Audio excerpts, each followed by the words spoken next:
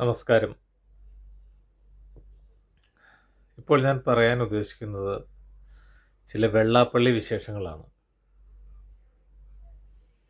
ഇപ്രാവശ്യം LDFിൻ്റെ പരാജയത്തിന് പ്രധാനമായ ഒരു കാരണം അദ്ദേഹത്തിൻ്റെ ജൽപ്പനങ്ങളാണ്.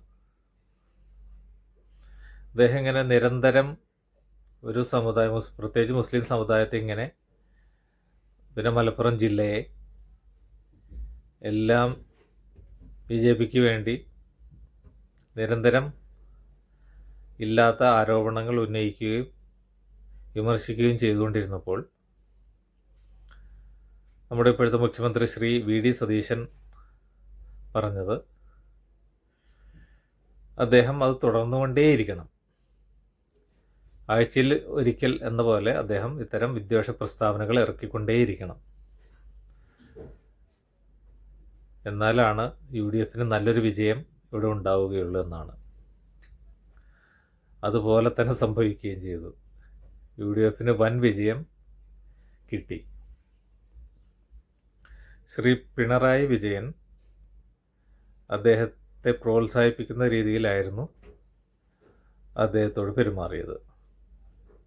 ഇത്തരം വിമർശനങ്ങളെ അദ്ദേഹം തള്ളിക്കളയാൻ തയ്യാറായില്ല. തന്നെയുമല്ല,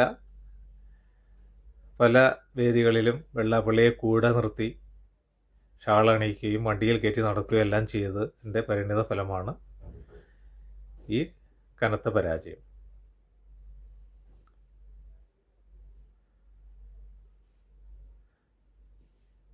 പിന്നെ വെള്ളാപ്പള്ളി പറഞ്ഞൊരു കാര്യം,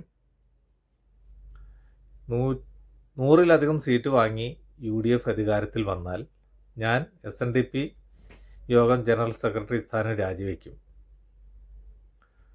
ഇനി അങ്ങനെ ഉണ്ടായില്ലെങ്കിൽ VD സതീശൻ രാഷ്ട്രീയ വനവാസത്തിന് പോകുമോ എന്നാണ് അദ്ദേഹം ചോദിച്ചത്. ശ്രീ VD സതീശൻ ചങ്കൂറ്റത്തോടെ സധൈര്യം ആ വെല്ലുവിളി ഏറ്റെടുക്കുകയും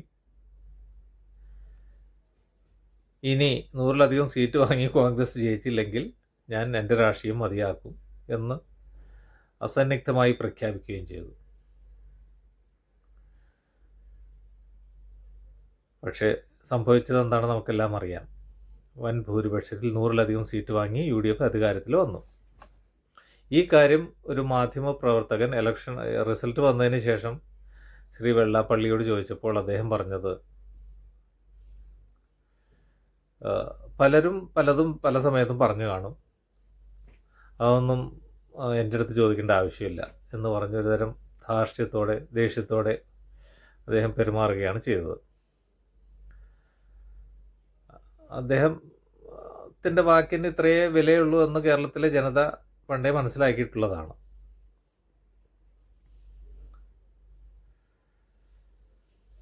എന്തായാലും ഇനിയെങ്കിലും അദ്ദേഹം തിരുത്താനും അനാവശ്യമായ വിദ്വേഷ പരാമർശങ്ങൾ ഒഴിവാക്കാനും തയ്യാറായാൽ അദ്ദേഹത്തിനും അദ്ദേഹം പ്രതിനിധീകരിക്കുന്ന പാർട്ടിക്കുമെല്ലാം നല്ലത്. നന്ദി, നമസ്കാരം.